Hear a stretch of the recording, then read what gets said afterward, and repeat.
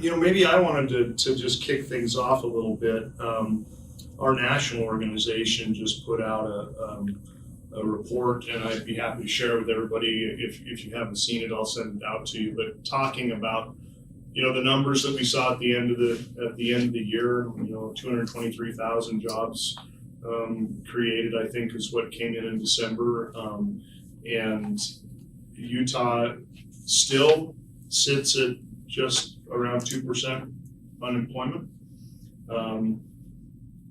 Yet there's discussion of recession.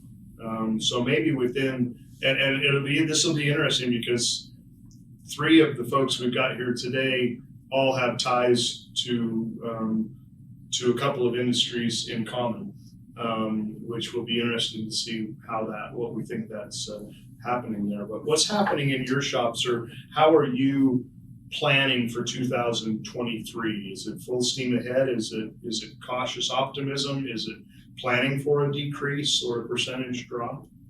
Thoughts? We're full steam ahead. We're sitting on a big backlog, $121 million backlog. We've got to get built. Forecasting the book, 140 million in manufacturing opportunities. So it's game on in our place, but we'll talk about struggles inside of that game on plan. Things are still plaguing us. Workforce, fuel surcharges. We ship a lot of big products. That's an issue. Just a lot of heavy steel into the plant.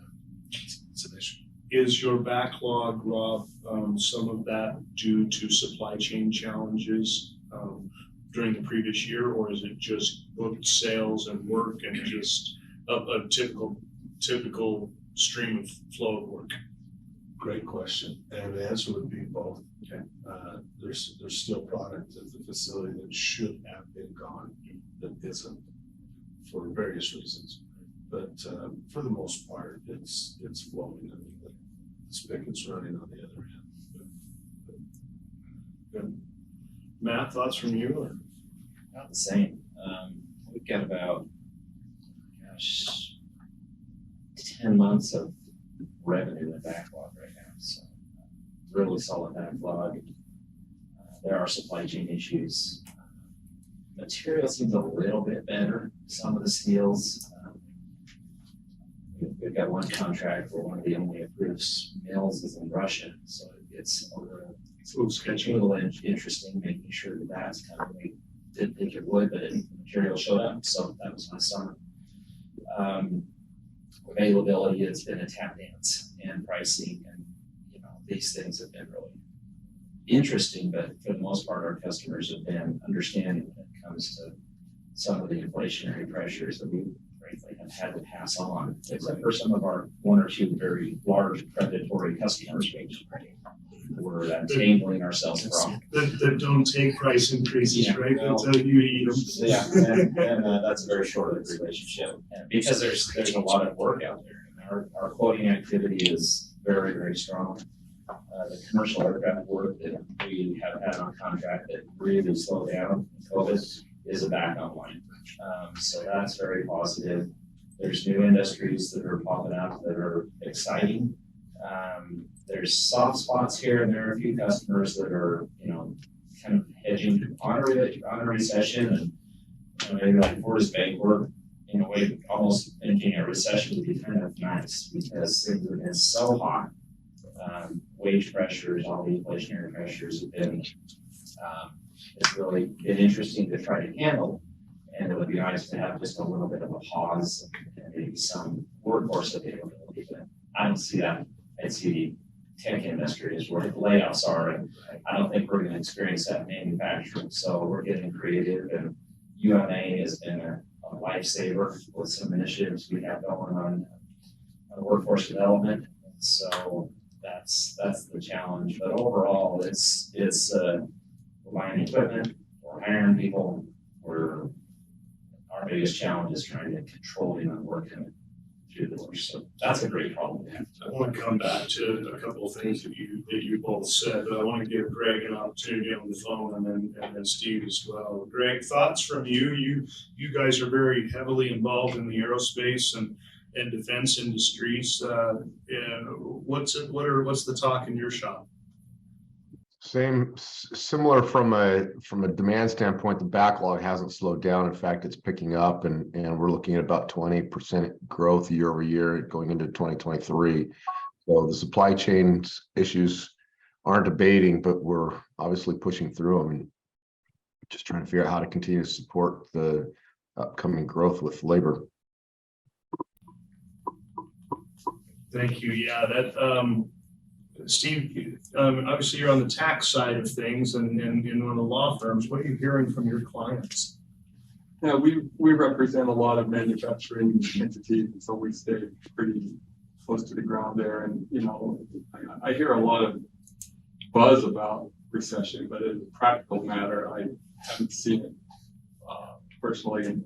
And I may not be a fair person to ask because our tax practice tends to be counter-cyclical, maybe like your practice, because when times are good, somebody just pays that $1 million to the government. But when times get rough, they're like, wait, I can pay Steve $100,000 and he'll save me $1 million. Okay, yeah. Let me go do that. And so a lot of people want to fight back on taxes when times go down, and so that actually increases our business at the law firm. But what we really see it is in our deals with our corporate lawyers, where people are buying and selling in the marketplace, and clearly we're looking forward to anticipating that that's going to slow down.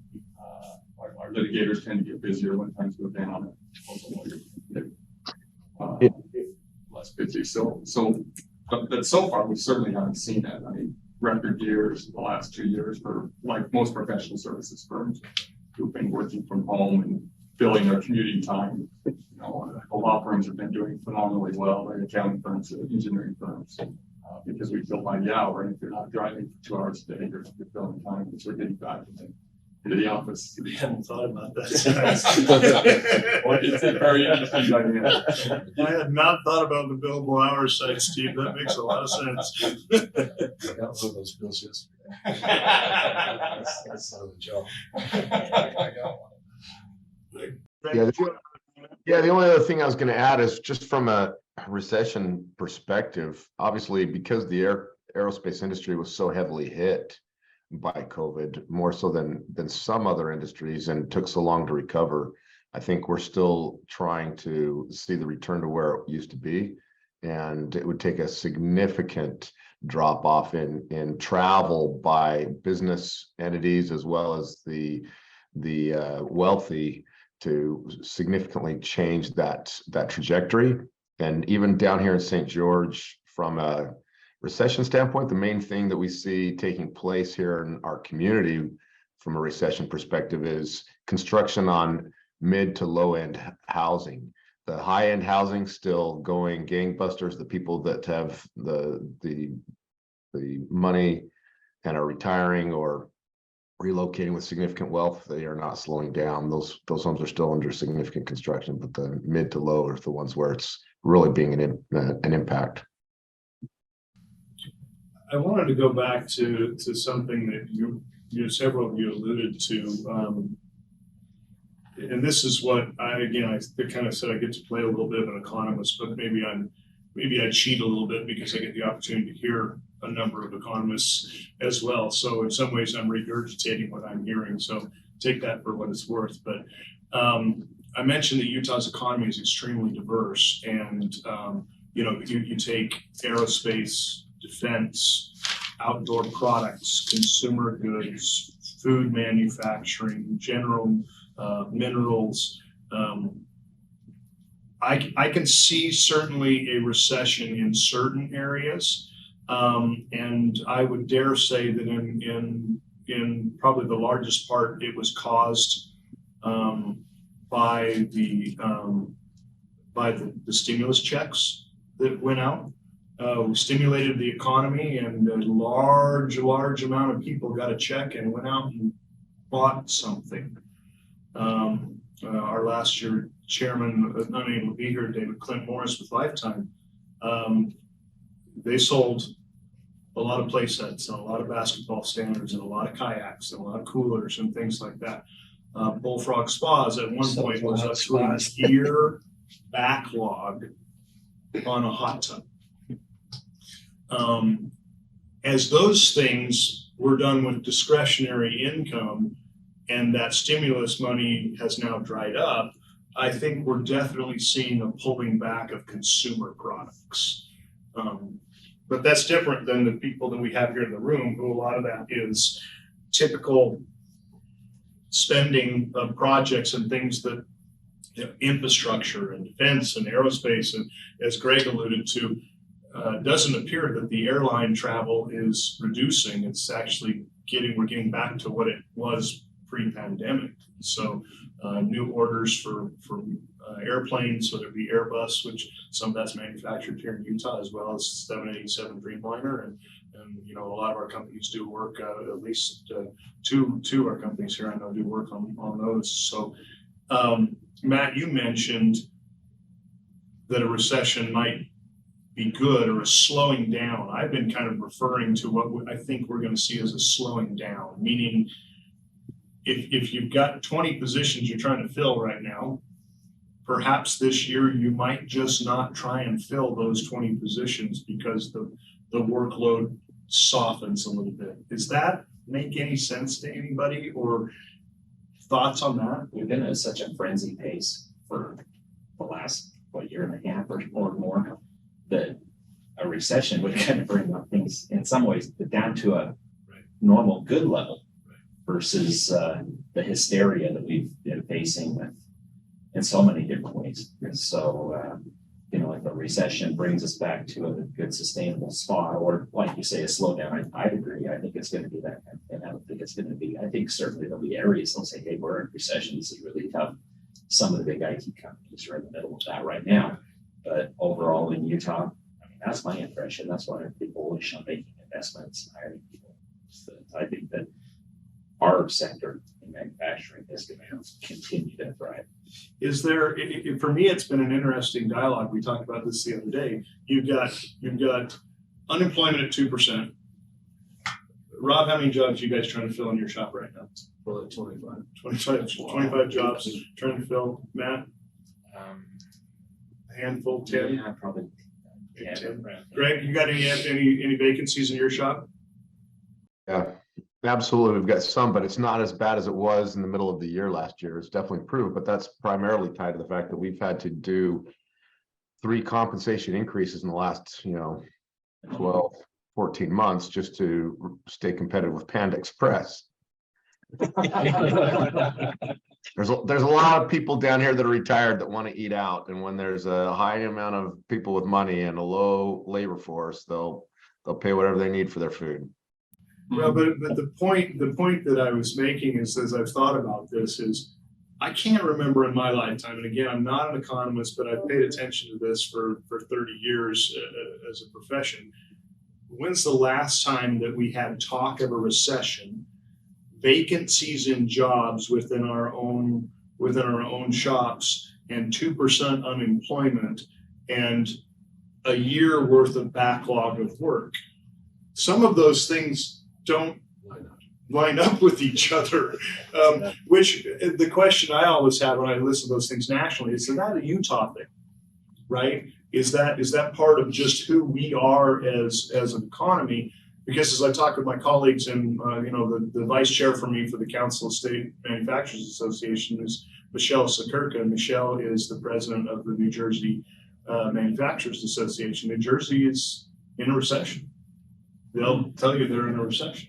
And I'm saying we haven't even had a whiff of a recession. So thoughts on that? Am I just up in the night that it feels like some of those things don't line up? So my thoughts on that, to be honest with you, it's the combination of the fact that the inflation has gone so high that costs have gone up.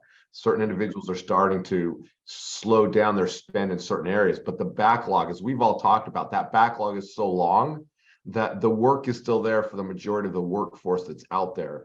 And until that backlog starts to get eaten up while the reduction of the demand catches up to it, once it crosses that line, that's when you're going to start to feel the impact of it.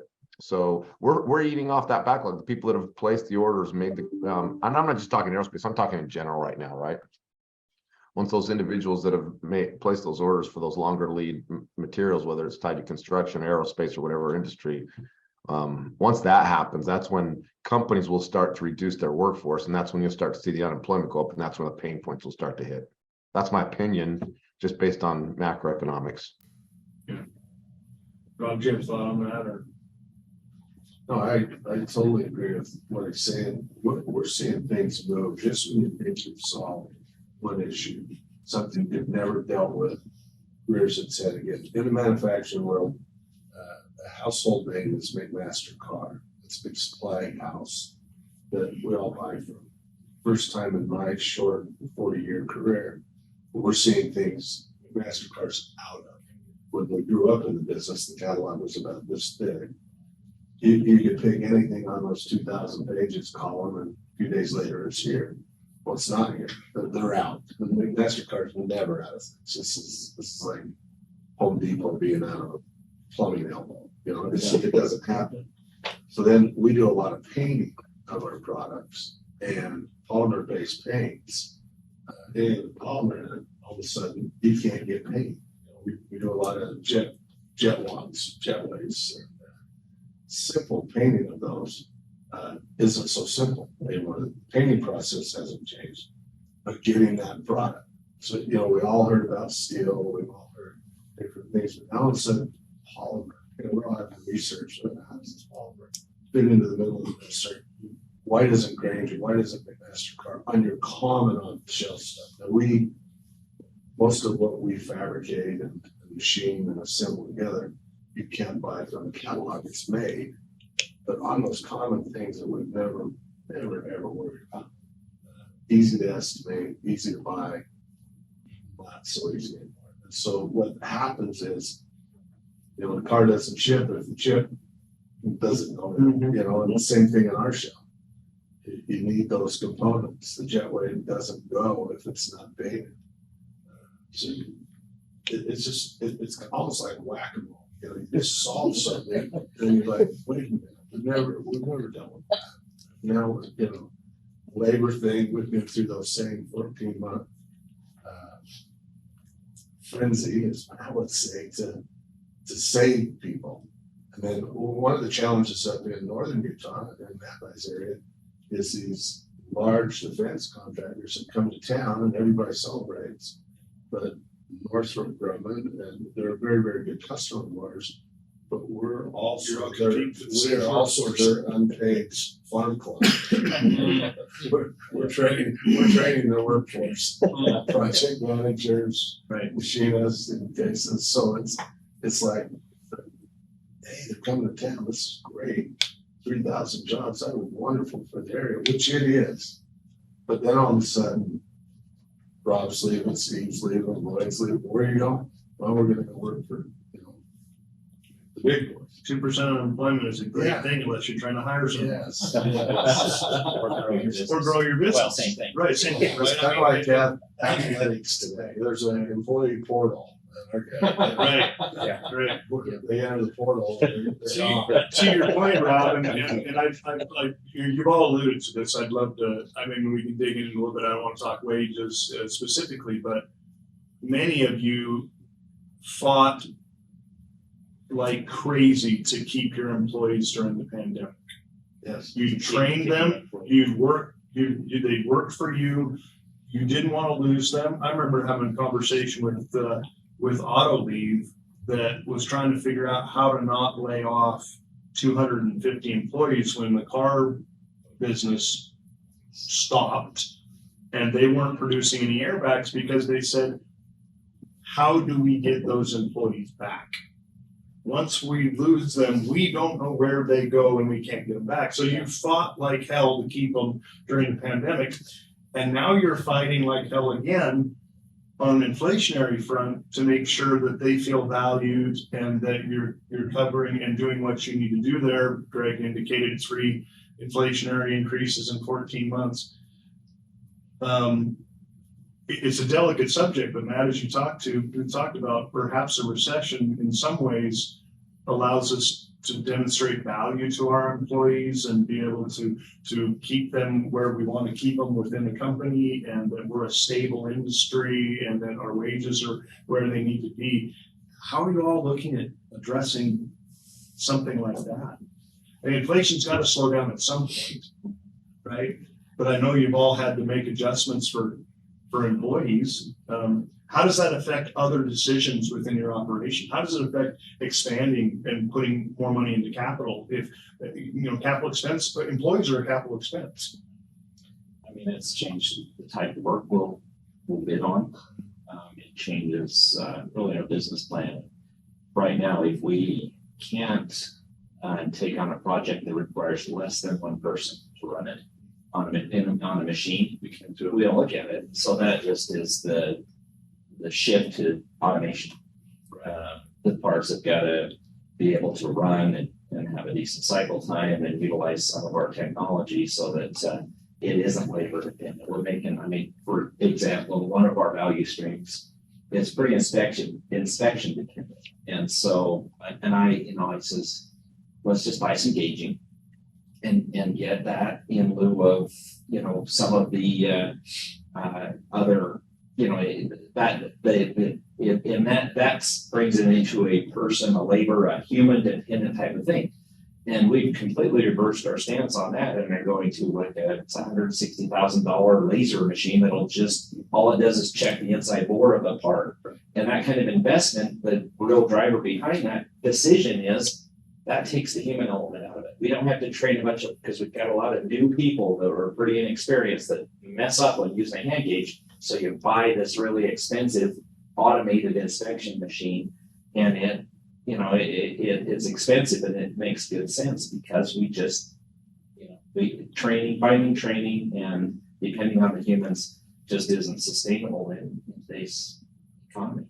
Greg, I know I've been down to your shop and you've shown me your quality assurance and some really cool stuff that I can't even explain it. I'm not smart enough to understand how it works. But Greg, what are you guys looking at on the automation standpoint? I know you guys have already doubled down on that and doing a lot of it. What does it look like for you guys? It's not fast enough. And the mix that we have is so high mix, low volume that it makes it really difficult. We've looked at automating through either robotics, cobots, et cetera, and we struggle to find where that will add value when we're running a 20-piece order that's very intricate with regards to the assembly process, et cetera. So the main areas that you saw some of the improvements were really similar to what Matt just said with Keon's type inspection, where you can place parts on a glass table and it'll give you 20 different dimensions, all green, red, so that you know immediately whether or not everything's inside tolerance before you continue to run the rest of the job, and then can do a quick sample afterwards with minimal amount of additional labor from an inspection perspective and still ensure quality. That's unfortunately, that's the main area. We've been doing lean activities to try and streamline those processes, but still when you're doing a 20-piece job here, 10-piece job there, it just makes it a little more difficult. I think it does allude to discussions we've been having for a decade. However, that automation will be the death of jobs in the U.S. economy, which obviously we never agreed with. But it seems like the last year and right now is a great time to invest in automation if it makes sense in the areas that work for you. As you alluded to, Greg, 20-piece runs and just-in-time manufacturing doesn't always work with automation. It doesn't work. But to Matt's point, the ability to have someone do this work on a continual basis, or a machine that you don't have to lose the employee, bring it back. My point being, at 2% unemployment, you don't hear anybody complaining right now about investment in automation, about us taking jobs away from anybody, because there is no one to fill those jobs. And so, if you go back 10 years, every time it seemed like you tried to put a piece of automation in a more visible business, for instance, car manufacturing, the automobile union just lost it and just said, we're eliminating the U.S. worker. I think what we see typically, and I think you guys would agree with this, I'd love your thoughts, is when you bring someone in to run a piece of automated machine, you raise their skill level, you raise their wage level, you increase productivity, and all of those things are the rising tide that allows you to do more for that team member, that employee. So, I'd be interested to see who is a little more stable now with where the economy is going to look at investing in automation.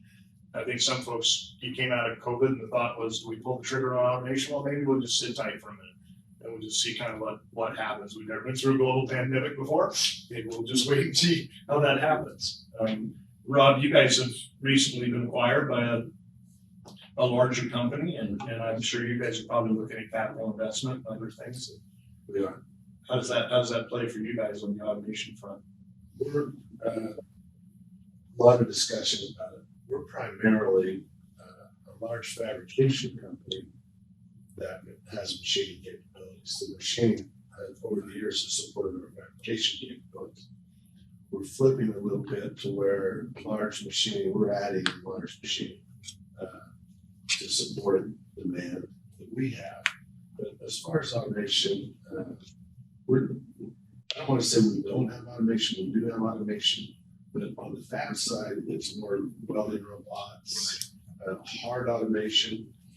All automation is the robot. Automation in our case could be what we call hard automation to weld seams and vessels, and circumferential welds, and those kinds of things. Because we move product, Yeah. to pivot product, because obviously a lot of your pieces are one off or two off. You're not going to install a piece of robotic automation to weld something that you may only do two pieces that look like But that. we're looking at ways, like for example, in the jet when you're building parts, say this size, and a person has to weld on this. It's what's called out of position welding.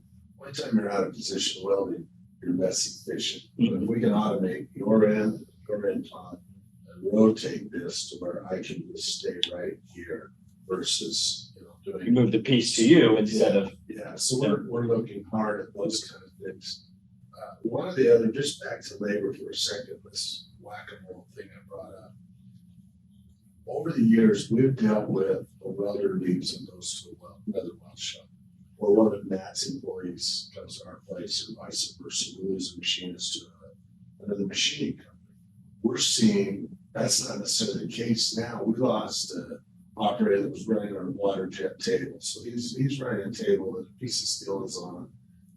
Through water is cutting out shape. So he came in and said, I'm leaving. So where are you going? We were waiting for him to say JD or going somewhere else. He said, I'm going to Walmart. Well, my mind immediately went, this is 360 degrees different. What are you going to do at Walmart? And he said, well, I'm going to go to the distribution center and drive a forklift for $30 an hour. So we're seeing people leave kind of the trade they came up in and go do something entirely different. The welder's not welding anymore. He's now at Walmart. We've got an Amazon distribution center that is sitting idle a half mile from our distribution center. We have just under 2 million square feet of warehouse and distribution for Boeing out of production tooling. Well, for an Amazon of the world, a hungry dog will find food.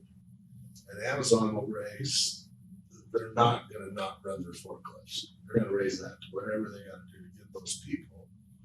Do a nice prime may go up a couple bucks a month to offset it. But it's an interesting dynamic. We always, machinists would come in and leave them and go to JD and go on to wherever to be a machinist. Not the case anymore. And it isn't that they graduated with their warehouse and management degree. They see these opportunities. These people are paying the big boys that can pass that on very easily to us. If you don't like, my wife told me an 18H yesterday was $8. And if you don't like that, then I guess you don't eat eggs. Right. It just isn't. So it's crazy deal going on out there. And back to that, when you start talking fuel, that to me is the number one driver, because everything we leave, we fought hard for inputs, getting tax off of inputs to manufacturing, but those things are huge. They're huge. And when someone puts a surcharge on something, it's been my experience that we're quick to do it, and they're very slow to remove. If fuel was $1.89 today and diesel was $2 today, we'll still be paying fuel surcharges till June. It's just a different dynamic. The automation thing, back to that, it's a real deal for us. We were required. We're part of 8 companies now across America and 2 in Canada. They're more in the machining platform than we are. There's 2 anchor tenants, us in Ogden, Utah, and Major Tool in Indianapolis, that are large scale fabricators and machine shops. So I'm learning a lot in the twilight of my career about how 8 competitors become family. It's like a family reunion. Yeah, Sometimes it ain't pretty. we're frenemies. Restraining orders, But we're learning a lot in that there's a lot of lights out manufacturing in our big company now, in the Petersen Inc family. There is automation throughout that, and they're bringing that quickly to Peterson's. We're learning every day. You alluded to something there that I wanted to touch on, which is the workforce side of things. You've all had to do it since the pandemic, and you're all continuing to do it. Being small companies, all of you are what we would consider small to medium-sized manufacturers, is culture. And what are you doing within your own operations to try and keep those employees that you fought so hard to keep, right?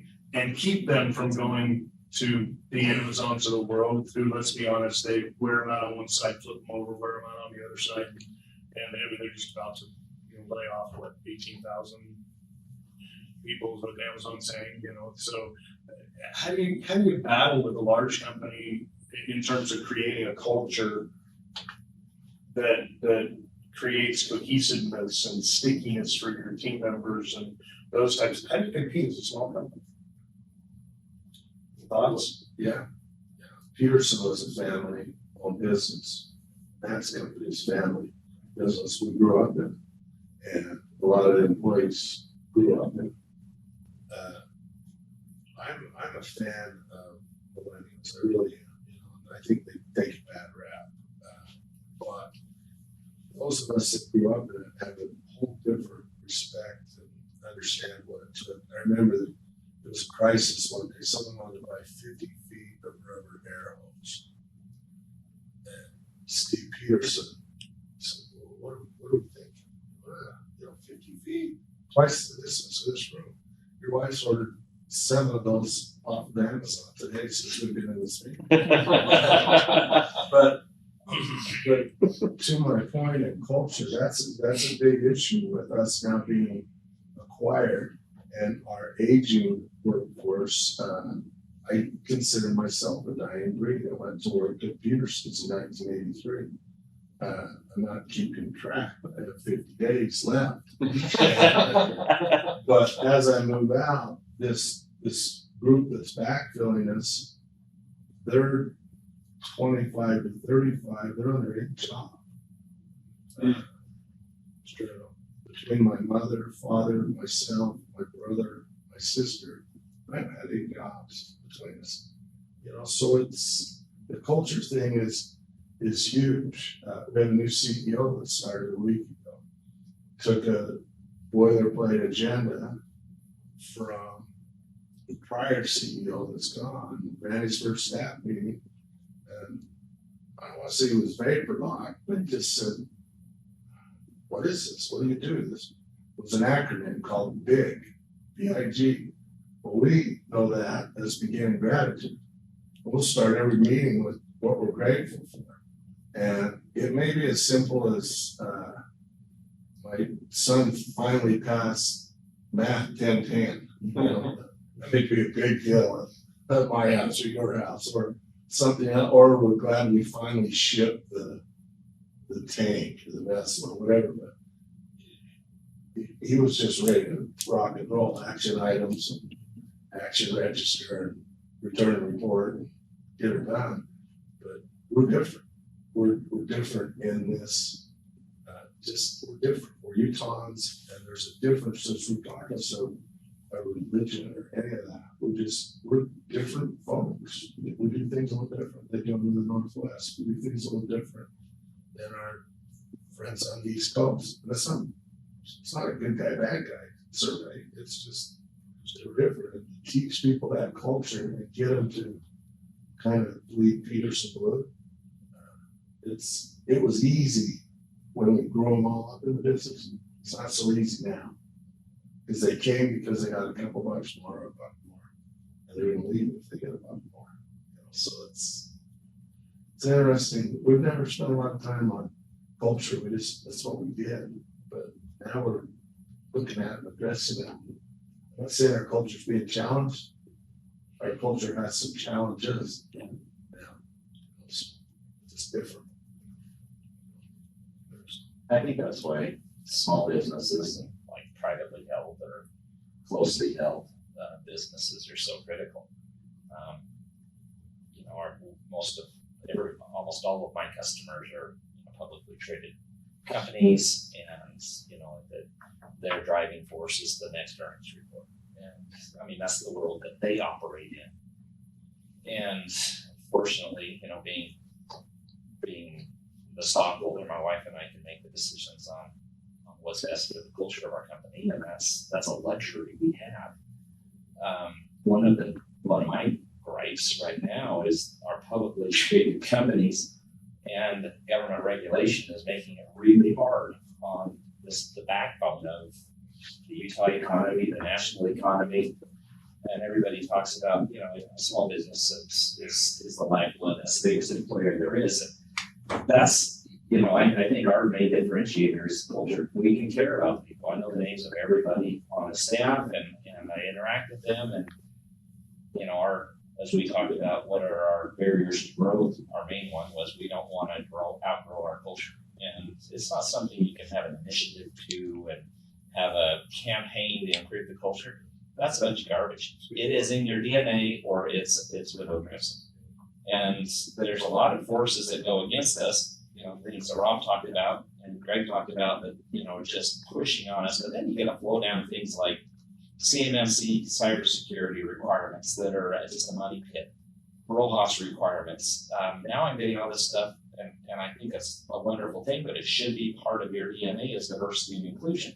It's these requirements that get flowed down through the government, through the customers to us that almost make it really difficult. I should complain because we were talking about farmers earlier, and they've got a whole different deal. But these are all real and big challenges that almost run counter to what we're trying to do and run an efficient operation that allows our customers to compete because they can trust. I mean, Elon Musk with his first round of rockets, they wanted to build everything in-house. Now the new round of rockets, they realize that they can't do machining on a certain scale efficiently, and they need a supply chain for it. So, I mean, that was a hard lesson that company had to learn, and they're pretty smart and pretty dynamic and innovative. So, I don't know what the solution is to all of this, but we have to fight day in and day out to have that culture when it's like Rob says, it's whack-a-mole, because so many of these different things that are coming at us are really at the end of the day where we can't allow them to impact our culture, because I've got very good, expensive automated equipment, but without people, it's just a hunk of iron. Gregg, thoughts on your end? You guys are family-owned business as well, and grown significantly in different markets and stuff. Impacting you guys? I apologize. You guys have been cutting in and out. I shot Lloyd a message. I'll hear some, pieces cutting in and out, not sure what's happening, and then hear a bunch of laughter, and I've got FOMO that I'm missing out on a great story. Oh, Greg, let me ask you another question then. As we've talked about kind of where we're headed this year, what are your thoughts as a company of investing in training, upskilling, capital investment, automation? You guys went through a significant capital investment, was it in 5 years now, with your new building, et cetera. But what does this year bring for you guys in terms of thoughts or strategy on that? I'll be honest with you, almost 100% of our capital investment right now is purely focused on Intergalactic. It's an acquisition we made 3 years ago, following shortly after the building expansion. We've moved them from Seattle here to St. George, and they are occupying a portion of that expansion while they've been growing. But the amount of capital that's been required to launch them and move them from development into production has been extremely high. So from our end, it's strictly purely standing that up and doing everything we can to ensure they have the finances to support their upcoming growth. So we've limited our capital expenditures on equipment as much as possible. We do still add things in here and there where we need to, just from a technology or advantage standpoint, not so much from a capacity standpoint. We're trying to increase the labor force on the second shift and utilize better the existing capital we have, as opposed to going out and purchasing more capital. If you guys are not familiar with Intergalactic, go Google what they're doing down there and their involvement in the space industry and some of the things that they're doing. I'm a walking NDA, so I'm not at liberty to tell you what I can and can't tell you, but Greg has been kind enough to take me through their facilities and the technologies and what that company, we are very lucky to have them be in-house with Ram and hearing Utah and what they're doing, exciting times in those industries. So take a look at that. I wanted to pivot back just really quickly before we wrap up on supply chain. I had one of our companies call me a couple weeks ago looking for 9,000 level aluminum, extruded aluminum, and said their supplier is 50 weeks out on extruded 9,000 level aluminum, or maybe it was not quite that level.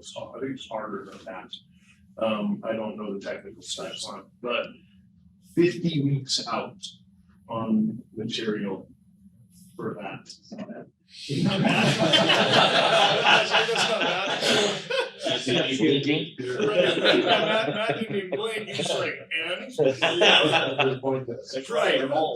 Right. There. Okay. So that's what we're talking about when whack-a-mole. That head just came up. Company that is looking, kind of called us and said, "Hey, what are our options?" And made some phone calls to some extruders and some other folks, and we have 2 major aluminum extruders in the state of Utah that do not extrude that hard of aluminum.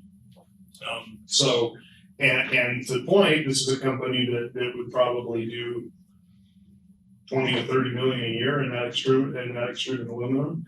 That's not enough volume for an investment for one of those 2 companies to pivot to open a line to extrude that type of aluminum. Were they sourcing that offshore before? I believe so. Yeah. And so they're trying to figure out, again, why do I say this? Challenges. Pandemic did one significant thing for us. It did a couple of things. We identified gaps in our supply chain. That's a good thing. In some ways, we have closed some of those gaps. In other ways, we haven't even touched them. And we still know they're there, right? We still know we're trying to get product from Russia, and with nobody foresaw the Ukraine situation and trying to get that product, but there has been a big driving force to reshoring and bringing projects and material back to the U.S. we've got to figure out how to solve that.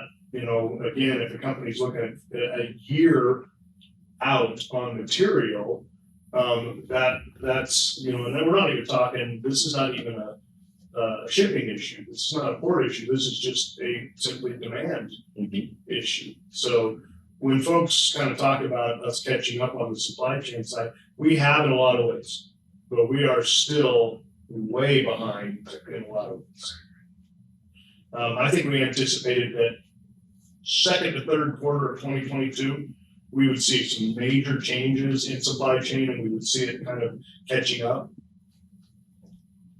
I don't think we're there yet. We just, so thoughts, and you mentioned that some things pop up, but Rob, I think it was you said some things are getting better. I agree. Matt said early on about steel's kind of flat, steel prices, and let me analogy that to fuel. So we're all excited now that gas is $3.08. Okay.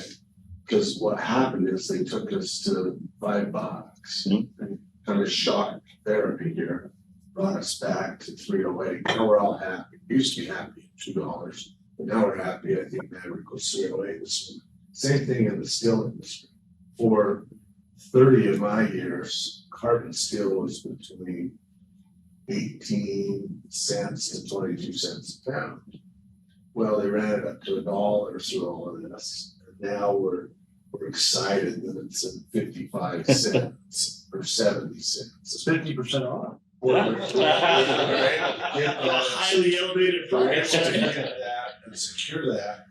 So it's almost distraction in the fact that we think, oh, good, it's the economy's settling down, inflation. It really isn't. Everything is just getting more expensive. And in our case, it's passing it on to that end user. And once we can convince them, when they're publicly traded, when they're the big guys that have always got their way, they don't want to listen to us little guys when we say it's going up 15%, 20%. We got that. So it's 24-hour it's a price, different right? dynamic than I've ever seen. As far as the consistency in our supply chain, things we can always count on. There's a little bit of this, and I agree 100%. Still is kind of flat right now, but carbon prices are where aluminum prices used to be. Then you get into the specialty things. We work in ink and El Paso, and it's going in. We have some product that's breaks the store for us. Some rhodium that we're gonna bring it into the plant with the value of it. And so, It's a little more valuable than a catalyst converter, is what you're doing. a little more valuable than our entire plant. That's so. But my point is, we get led to this, and it's a distract, and then we say, oh yeah, steel's flat, fuel's come down. It has come down to its new double the level it used to be. Yeah. It's not triple, and that's good. We welcome that. But there's just dynamics going on. We've never dealt with. Well, what's been kind of fun, the good things that are going on is the vast majority of our customers are saying, we understand the prices are going up. Please don't run us out of parts. Yes. And so tell me what the price is. And the exception of Boeing, let's do this. Boeing's at 10,000. 10,000. I hope Doug isn't on the phone. Cut that out of it. Everyone pause for 1 second. Strike that from the minutes. We'll take that out of the recording. But all the other customers have been very agreeable to adjustments to pricing. We again, you can come out of it and make them feel good about it. We've substantiated, we've shown this is what we did it at, this is what we're doing, and they're like, okay, we know you're honest, you're doing a good job, here's your price increase, please don't run us out of parts. So I think where those customers, at least in my industry, have really had the upper hand for years and years and years, I think they had less of an upper hand than we thought they did. But now it's there's really just a shortage of capacity in the supply chain. Demand is demand. Yeah, and now it's kind of in the smaller manufacturers' lap to be able to take advantage of some good times. I don't know how long it'll last, but that's kind of how we've fared through it. And that's why, with all the struggles, and quite frankly, our business has never been better than it is right now. It is, maybe just in closing, it's been interesting from my seat to talk with our manufacturers around the state in various areas. Again, I think some of the folks, I know some of our consumer products manufacturers are predicting decreases this year, and that doesn't surprise me. Again, Bullfrog Spa saying, we'll take a slowing down. We've been chasing our tail for 2 years trying to make a hot tub for a guy that ordered it 50 weeks ago, and who hoped to get it in February rather than in August when it was hot. So some of those things I think we're definitely going to see it slowing down. Some of our other folks in the consumer product side, meaning a Procter & Gamble, Kimberly-Clark, Post, cereals, many of your food manufacturers and daily necessity things.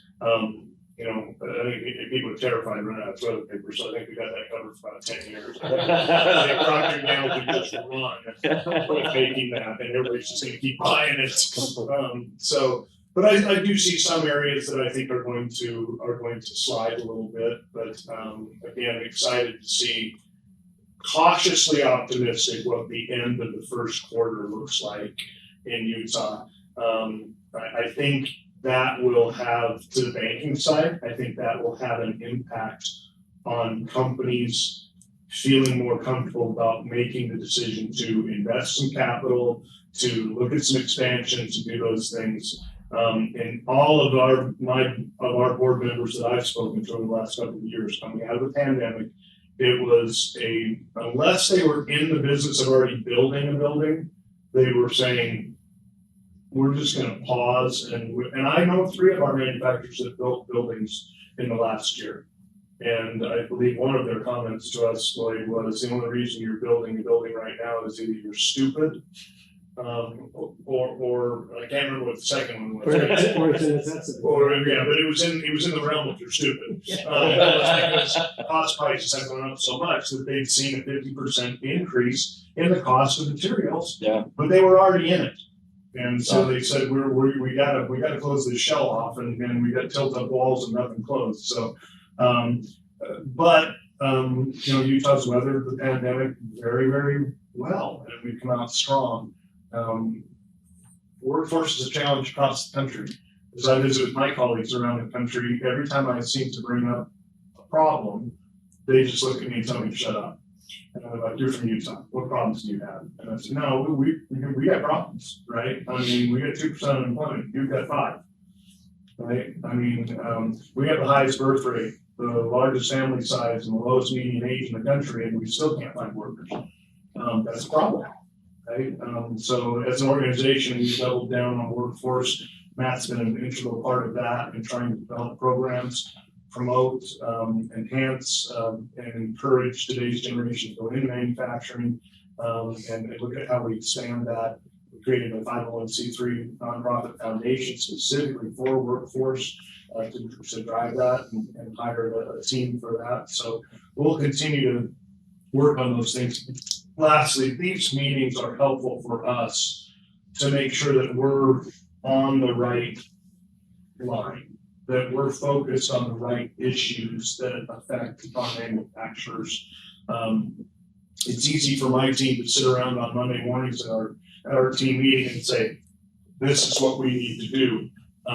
But you're our compass, and we want to make sure that we are continually following what it is that our manufacturers need us to do, and how we can assist you. So this type of meeting is very helpful. Thanks again, Jeremy, for Fortis Bank, for you guys for hosting us. We'll make sure we take a pastry for the road. Even if you're not eating it, even if you throw it away, we can feel good. I'll find somebody to take it. I got a couple people in our office. I'm sure you send those back there. They'll eat them. Yeah. We got a couple flat bellies back there that they don't shy away from that stuff. I'm tempted to personally deliver a few to Gregg down in St. George right now as well. Would be a bad time. Gregg is always a very gracious host, member of our board, and If you're down in that neck of the woods and you've not been in Gregg's facility in the last couple of years since they expanded, he, as well as our other folks there, run amazing shops and doing amazing things. Nothing I love more than touring one of our company's facilities and seeing the cool things that they do. Our tagline that we use is what Utah makes Utah. And what our companies make drives the economy.